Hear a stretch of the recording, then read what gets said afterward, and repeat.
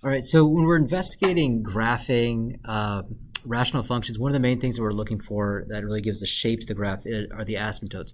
And today we're going to take a look at vertical asymptotes and the effects of those and really what their multiplicity means and how to find that multiplicity. So let's take a look at this function here. Let's say we have y equals to 1 over x plus 1 squared times x minus 2.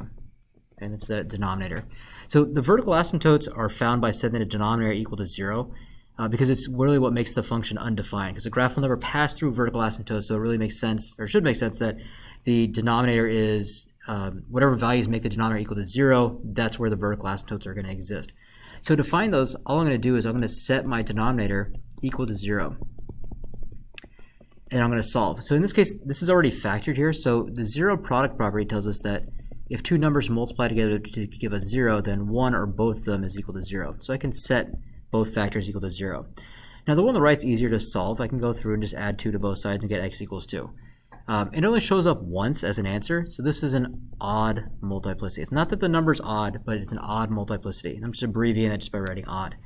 Over on the left-hand side, though, I could take the square root right away, but it might be clearer to see if I go through it and do x plus 1 times x plus 1, that equal to 0. Now I can use that same zero product property to set each of these factors, even though they're the same factor, equal to 0. The reason I'm doing that is when I solve it, I end up with x equals -1 and x equals -1. So -1 shows up twice as a value for the equation of the vertical asymptote. So what I'd say to myself here is that my vertical asymptotes are going to be x equals to 2 from the right-hand side there, and x equals to -1. And I'm going to make a little note to myself before I move on here is that this was an odd multiplicity for x equals 2, and at x equals to -1, this is an even multiplicity.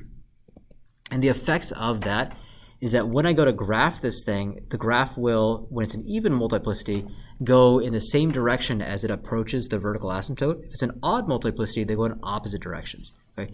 So since we've done all that work already, let's go ahead and take a look at the rest of the information here. The other the other 3 things we have. My x-intercepts come from setting the numerator equal to 0. If I set 1 equal to 0, there's nothing to solve for, so there are no x-intercepts.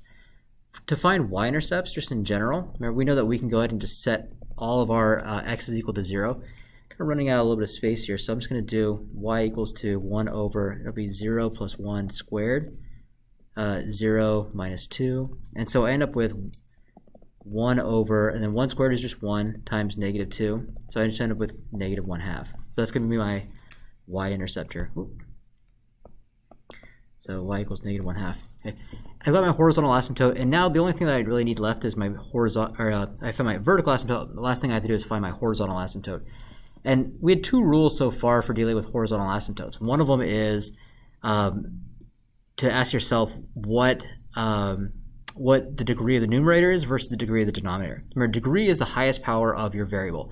So up top, there is no variable, so it's 0. My degree is 0. In the bottom there, I have x squared and an x to the first. The degree is 3. If I multiply that whole thing out, which I don't want you to do, but you can see it's going to be 3. So the degree of the numerator is bigger than the denominator, which means that every single time that occurs, your horizontal asymptote is y equals 0. Okay? And now that we have all the information, if we go to put it together in the same graph, we're going to end up with a horizontal asymptote at y equals 0, a vertical asymptote at 2,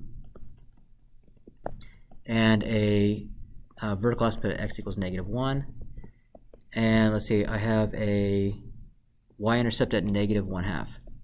Okay, so I have just that. So for this case right here, there's nothing else to really go on. Now, for our purposes here in this section, we're going to make sure that the graph does not pass through any of the horizontal asymptotes. That's something we're just going to avoid here. So in this case, it doesn't. And so in order for this graph to be a rational function, I always use the phrase as to come from an asymptote and go towards an asymptote. So all these graphs, I use the analogy of pouring water, like flowing water. So if I'm not going to pass through the horizontal asymptote and it has to pass through this y-intercept and it has to come from an asymptote and go through an asymptote, it'll have to come here, and just like flowing water, if you pour it into a bucket, it doesn't stop at the bottom, it'll slosh up the other side. So I have this thing here. Okay. And now from this thing, the multiplicity of the vertical asymptotes helps us figure out where the graph goes on the other sides of those vertical asymptotes. because x equals 2 was an odd multiplicity, the graph will go in opposite directions as it approaches that vertical asymptote. So at x equals 2, on the left-hand side, it's going towards negative infinity. So on the right-hand side, it'll have to go towards positive infinity, so up like this. On the left-hand side, it's an even multiplicity, which means that the graph goes in the same direction on both sides of that vertical asymptote. So on the right-hand side of x equals -1, it goes to negative infinity. Same deal on this side. Okay, so definitely an interesting graph that we end up with there. Okay, all right, hope this helps.